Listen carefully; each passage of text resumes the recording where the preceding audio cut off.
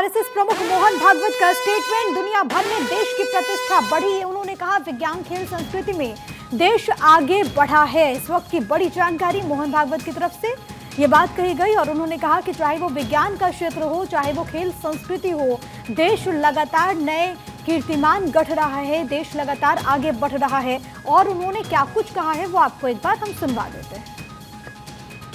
बन गई, वही सरकार फिर से आ गई एनडीए की। अब ये ठीक है, पिछले 10 वर्षों में बहुत कुछ अच्छा हुआ है।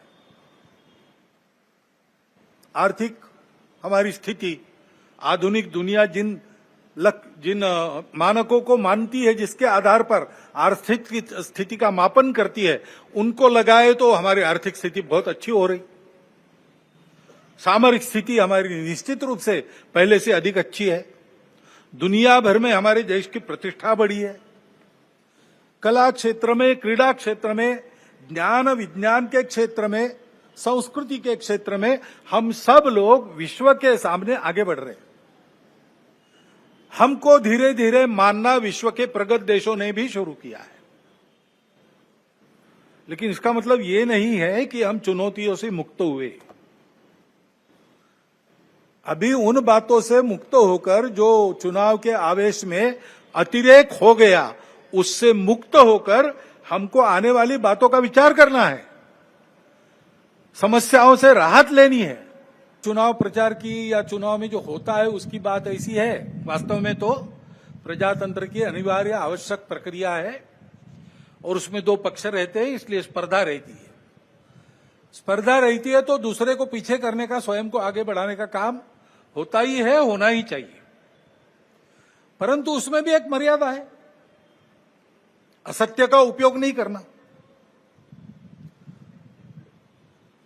चुने क्यों जा रहे लोग संसद में जाएंगे, बैठकर अपने देश को चलाएंगे, सहमति बनाकर चलाएंगे। हमारे यहां तो परंपरा सहमति बनाकर चलने की है, क्योंकि प्रत्येक व्यक्ति का चित्त मानस अलग अलग होता ही है और इसलिए 100% मतों का मिलान होना संभव नहीं है। जिस प्रकार ये बातें हुई, जिस प्रकार एक दूसरे को लताड़ना हुआ, जिस प्रकार प्रचार के दौरान हमारे करने से समाज में मनमुटाव बढ़ेगा, 2 गठ बटेंगे, आपस में शंका संशय उत्पन्न होगा, इसका भी ख्याल नहीं रखा गया और विनाकारण संघ जैसे संगठनों को भी उसमें खींचा गया। टेक्नोलॉजी का सहारा करके असत्य बातें परोसी गई, नितांत असत्य। क्या शास्त्र का, विज्ञान का, विद्या का ये उपयोग है? सज्जन विद्या का ये उपयोग नहीं करते। 2 पक्ष है, विरोधी पक्ष कहते हैं, मैं प्रतिपक्ष कहता हूं। वो विरोधी नहीं है, उसको विरोधी मानना भी नहीं चाहिए। वो प्रतिपक्ष है, वो एक पहलू उजागर कर रहा है, उसका भी विचार होना चाहिए।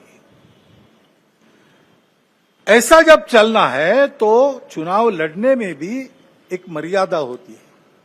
उस मर्यादा का पालन नहीं हुआ,